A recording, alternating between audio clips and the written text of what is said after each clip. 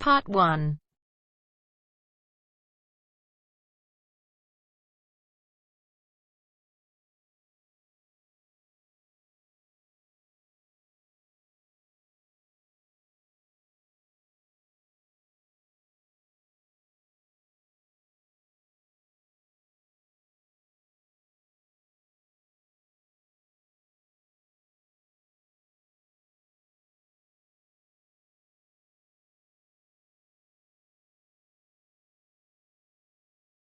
You will hear a number of different recordings, and you will have to answer questions on what you hear.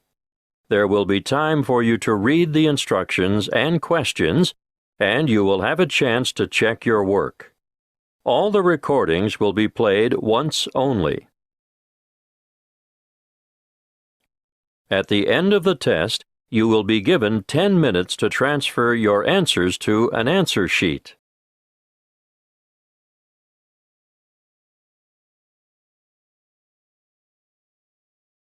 You will hear a conversation between a tax office employee and a woman who wants to apply for a tax number. First, you have some time to look at questions 1 to 4.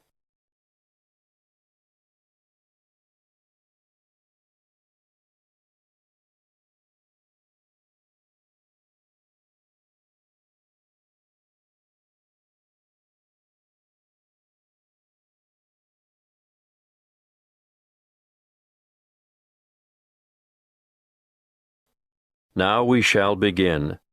You should answer the questions as you listen, because you will not hear the recording a second time. Listen carefully and answer questions 1 to 4. Good morning, tax office. How can I help you? I'd like to apply for a tax file number.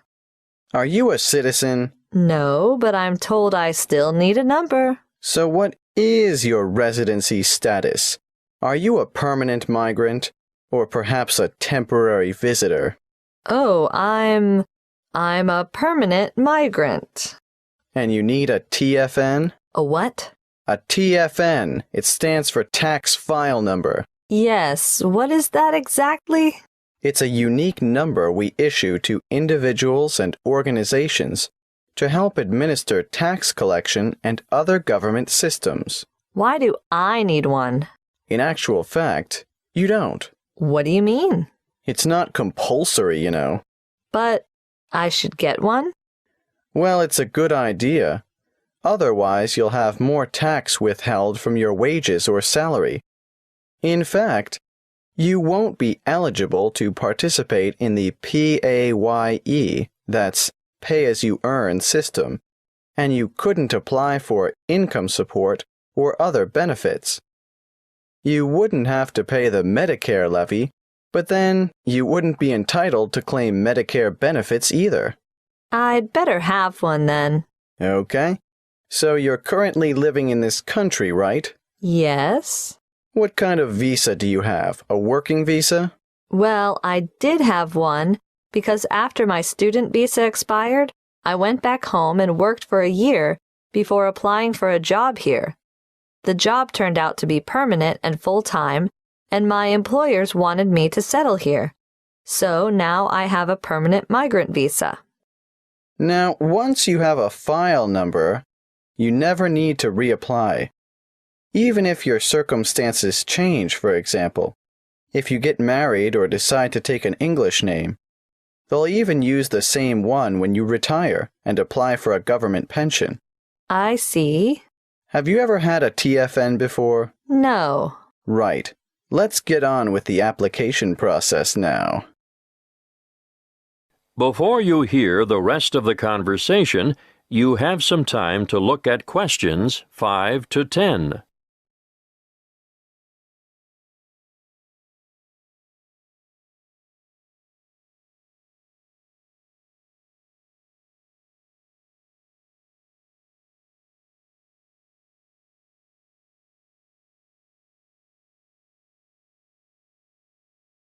Now, listen and answer questions 5 to 10. What is your passport or travel document number? Oh, just a moment. I have it here. JGW1100536. Where do you come from? I came from Greece. Is that your country of origin? Yes, I came from Greece. Are you Greek? Do you have a Greek passport? No, I was born in Spain. I have a Spanish passport, but I've been living in Greece. And where do you live now? Where will the department send your TFN? That's 1339 Harbor Drive, Hollywell. Postcode? 1517. Thank you. Now, what's the best way to get in touch with you? By phone, you can ring my landline number, 0955775076. I'm sorry, I haven't got a cell phone at the moment. I see. Can you give me the details of someone else we could contact if we can't get you during office hours? That would be my landlady, What's her name? Martha Pierce. Is that Pierce, P-I-E-R-C-E? No, it's P-E-A-R-C-E. And her number is? The same as the one I gave you. Yes, I've got that. Now, for some more personal details, what title do you use? Excuse me? Are you Mrs., Miss, or Ms.? I'm not married. Put me down as Miss. All right. What's your surname? Farina. What's your first name? Maria. Do you have a second or middle name? Well, two, actually. What are they? Rosa Anna. I'm guessing Farina is your maiden name, since you haven't been married. But are you known by any other names? Farina is my only surname, but people call me Mary. As a first name? Yes. When were you born, Mary? Can you give it to me in the following order? Day, month, and year? The 15th of November, 1983. You're obviously female, so that brings me to the last question, which I don't really need to ask. What's that? Your husband's name. I don't have one. I know, so I'll just write down N.A. for not applicable. Thank you. That is the end of part 1. You now have half a minute to check your answers.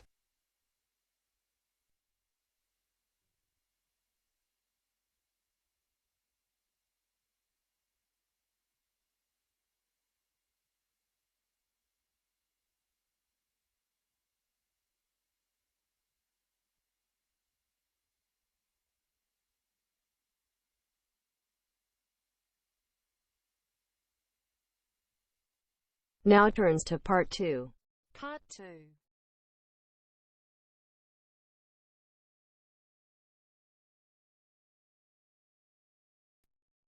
You will hear a talk about keeping children safe on the Internet.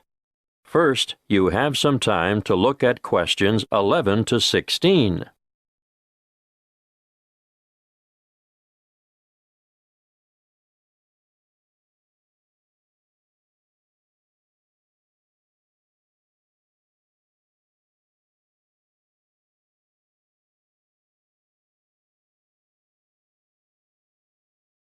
Listen carefully and answer questions 11 to 16. Thank you for coming. It's good to see so many of you interested in keeping your children safe on the internet. What's in store? Well, firstly, I'm going to talk in general about some common sense ideas and rules for young ones using the computer. Then, I'll give you some information on free educational websites. Finally, we'll finish with question time. I'm sure most of you think that the internet can be a frightening place in which to let your children roam loose. But let me remind you that it can also be a fountain of knowledge and education. The trick is to avoid the former and utilize the latter. There are programs available both in your local electronics supply shop and free to download that will keep your child safe to a certain degree on the World Wide Web. A popular one is Online Family Norris, which bars things like military and social websites. I wouldn't advise you to rely solely on a program to protect your family, though. As good as it is, you cannot abdicate your responsibility as a parent. I'm sure you all know that, or you wouldn't be here. When all is said and done, the best way to keep children safe is to educate them and keep an eye on them. For this reason, you should make sure the computer which your child uses is kept in a communal space, where you can look over their shoulder from time to time. It is paramount that you teach them never to divulge their proper or full name, and to never provide personal information, such as where they live or what their phone number is. Tell them that online friends must remain just that, online, unless they are supervised. It is difficult, I know, to teach children about the dangers of the world when they are so naive, so trusting and innocent. But without going into great detail, you must alert them to the possibility that the people they are chatting with may not be who they say they are. It's also sensible not to give them their own email address until they are old enough to use the internet safely. So, all communication from websites will go through you. When they are old enough to use social sites like Facebook and MySpace, teenagers need to know that whatever postings they put on the web will remain accessible forever. Nothing is ever really deleted there. And embarrassing pictures or remarks may come back to haunt them one day.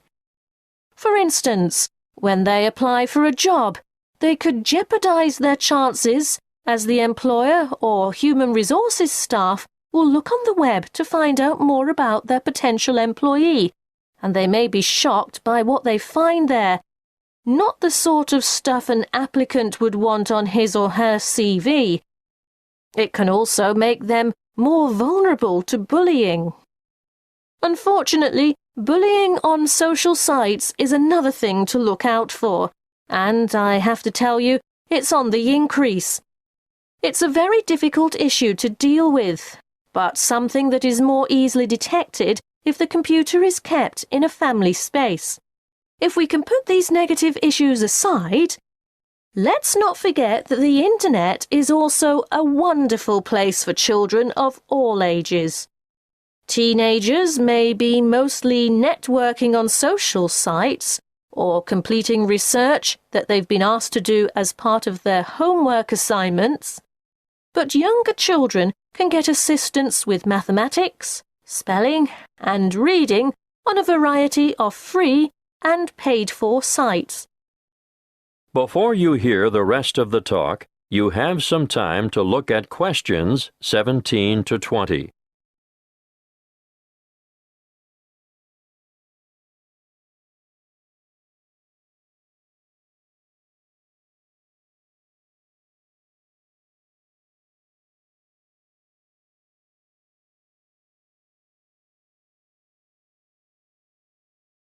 Now listen and answer questions 17 to 20. A good way for children to learn and have fun at the same time is the website mathtutor.com. They can practice mathematics on this site, no matter what their level, while they compete against other children from all over the world. And here's a fun way for primary school children to learn the spelling words for the week. It can be such a chore for some children. They just type them in and play games to learn them. What's that? The website? Oh, sorry. Yes, you'll need to go to spellcity.com for that. The one I'm going to tell you about now is one of the most practical sites that's popular with people of all ages. Children, or parents for that matter, can learn to touch type as they sing along with songs. And there's a variety of funny characters to help you enjoy yourself as you learn. In this day and age, typing is essential. Everyone should be able to type fast and accurately. So, go to beeb.co/typing and try it out. Don't just leave it up to the kids. Here's a site that parents can use to download worksheets to extend their children by giving them further practice. It's called coolresources.com, and I can really recommend it, particularly for middle school students. Now, are there any questions? That is the end of part 2. You now have half a minute to check your answers.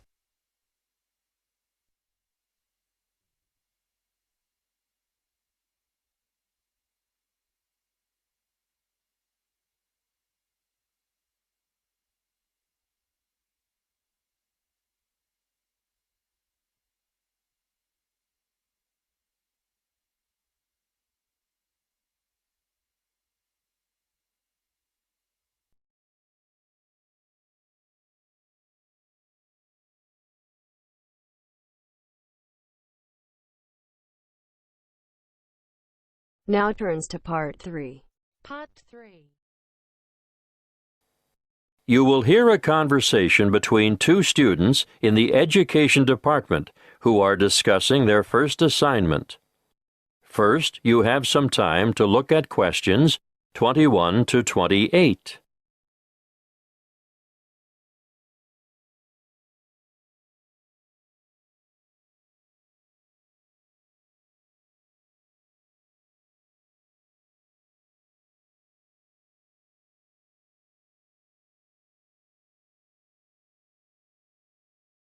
Listen carefully and answer questions 21 to 28.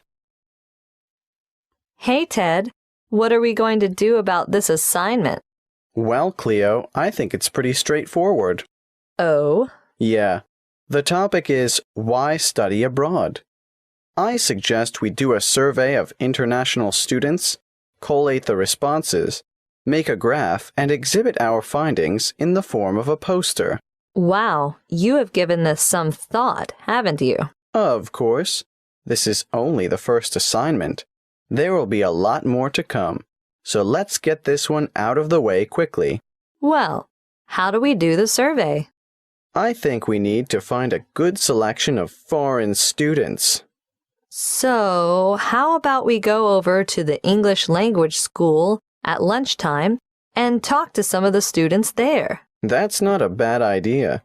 But we shouldn't limit ourselves to that department. Why not? Well, think about it. They'll all give the same reason, to learn English. Of course, you're right. Well, one of us could cover the language school, and the other could go around the business school. Yes, I know there are a lot of internationals there, too. But I think a random sample from foreign students on campus might give us a better range of answers. What are we going to ask them? Why are you studying abroad? An open question like that could mean we get hundreds of different responses. It would be better if we made up, say, 10 reasons and asked each respondent to place them in order of importance. You're right. That would certainly make collation easier. Any ideas about what these 10 reasons might be? Sure. I've got enough foreign friends to know quite a lot about what motivates them. Okay. Number 1 is... I think that's obvious. How about study abroad is the best way to learn a language? And number 2 is obvious as well. I know. Study abroad gives you the chance to travel. What's third? It's either culture or friendship. Okay, let's go for culture. Study abroad gives you first-hand experience of a different culture. Not just that, but it gives you new experiences as well. Not all of them are good, but it's meeting those challenges and adapting to new situations and solving problems and so on. Let's make that a separate reason. How about study abroad, will compel you to develop new skills? Sounds good. Then study abroad promotes international friendship. What are we up to now? Wait, that was number 5. Do you think learning about yourself is the same as developing new skills? No, I think it's quite different. Probably more closely related to culture. You really mean embracing new concepts and perceptions, don't you? Yes, and reconsidering one's own beliefs and values, or at least seeing them through new eyes. We could make the next one and call it something like, Study abroad provides the opportunity to learn about yourself. We ought to throw in a few about study and work, because I'm sure that rates highly with many foreign students. Of course. Study abroad gives you the opportunity to expand your academic, Academic what? Let's simplify it. Make it the opportunity to study different subjects. Yes, good. It can also enhance the value of your degree. How's that? Well, I think you can take courses you would never have had the opportunity to take on your home campus, and employers will know also that your language skills have been given quite a boost. Isn't that the same as number 7? No, I think it's a separate issue. All right, keep it. Now, I think this next one is more important. Shall I change the order? No need. The students are going to rank them according to their views. So what is it? Study abroad enhances employment opportunities. Ugh, why didn't I think of that? Anyway, there's one even more obvious than that. Let me guess. Study abroad broadens your mind? Exactly. Okay. Now we have 10. Let's print off 100 questionnaires and go and do the survey.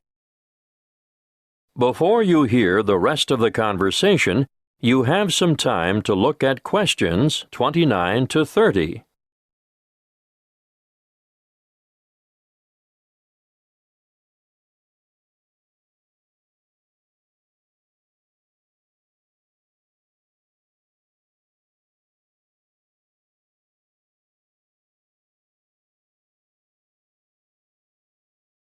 Now listen and answer questions 29 to 30.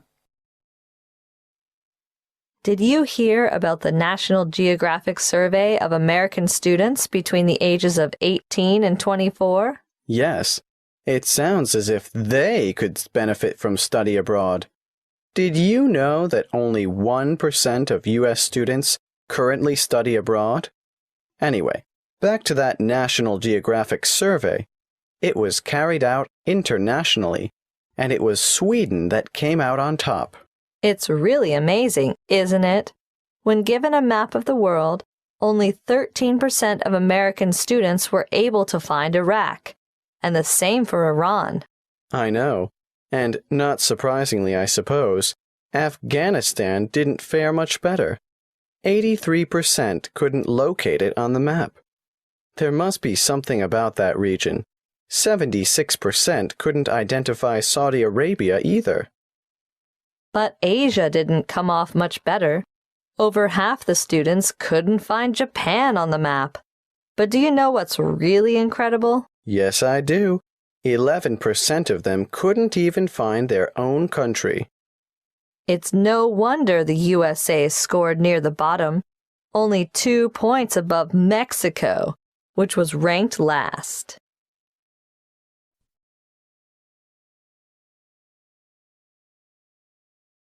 That is the end of part 3. You now have half a minute to check your answers.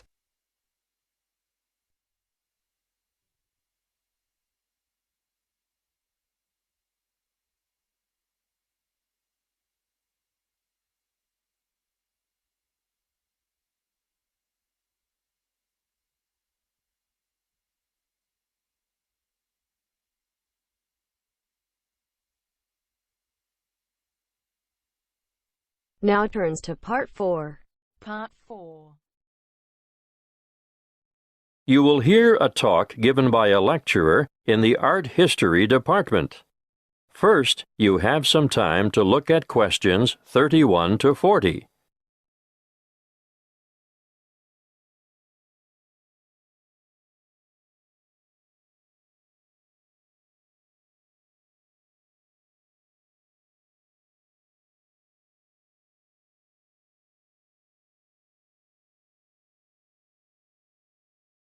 Listen carefully and answer questions 31 to 40.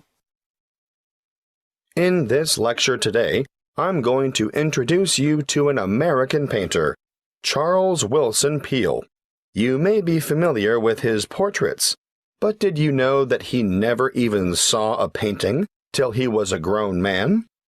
He was born in Maryland in 1741. His father died when he was 9, and the family struggled financially for the next few years, and Charles became a saddle maker's apprentice. One day, he went to Norfolk for supplies, and there he saw paintings for the first time. He thought they were so bad that he felt sure he could do better, so he decided to make painting his career. In 1766, he went to London to study painting with Benjamin West. Whilst there, he painted this portrait in 1768. See Slide 1, Pitt as a Roman senator. Notice how elaborately symbolical this portrait is. The symbolism arises, of course, from Pitt's famous speech to the British Parliament, where he draws an analogy between the ancient Roman Senate's view of a barbaric Britain and the prevailing European view of the time of a barbaric African continent fueling the slavery trade. Perhaps you didn't know that the Romans used Britons as slaves. But I digress. Back to Peale.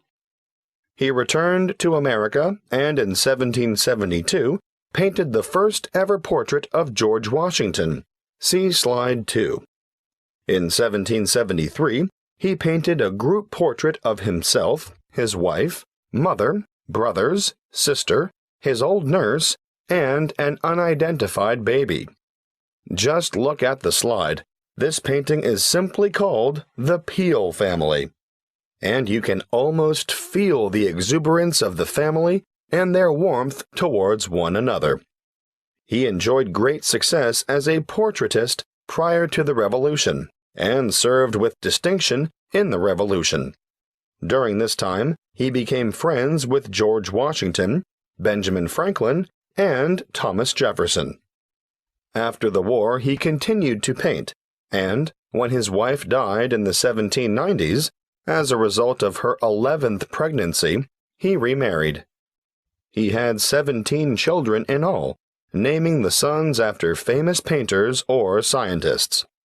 Although perhaps best known for his portraits of famous people, Peale liked novelty. Look at this slide of his 2 sons, Raphael and Titian, life-size, climbing a narrow stairway. This painting, The Staircase Group, 1795, was exhibited in a doorway as a trompe-l'oeil. And it is said that it did, in fact, fool the eye of George Washington. Even as far back as 1772, we can see his desire for difference in Rachel weeping. It's a rather macabre portrait of his first wife crying over the death of one of their children, their daughter Margaret. I'd like to show you one more slide to demonstrate his innovative approach. This is a portrait of his brother, James, sitting at his desk at night, with only his face illuminated by a lamp.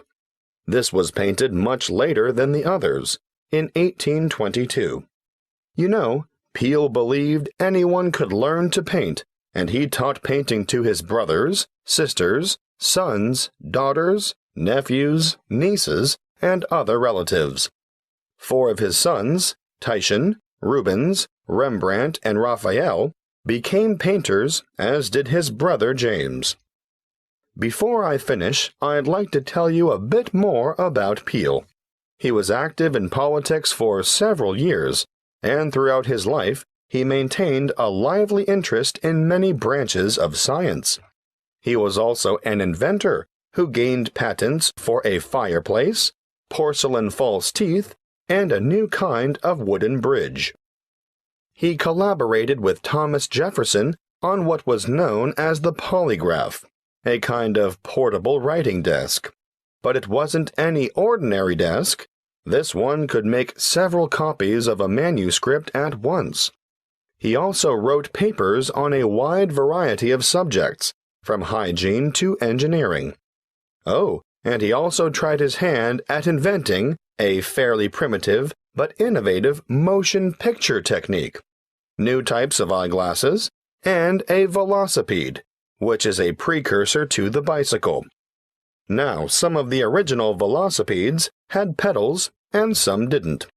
You sort of scooted along on them using your feet. Unfortunately, I can't remember which type it was that Peale worked on. He's also remembered for his work as a naturalist. He established the first scientific museum in America, and he even invented his own system of taxidermy. For those of you who aren't sure what taxidermy is, it's the art of preparing, stuffing, and presenting dead animals so that they appear lifelike. He was also well ahead of his time in that he placed his animals in a simulated natural environment. His most magnificent exhibit, however, was the complete skeleton of an extinct mammal known as a mastodon, which he helped excavate. The event was memorialized in his extraordinary painting, The Exhuming of the Mastodon. That is the end of part 4. You now have half a minute to check your answers.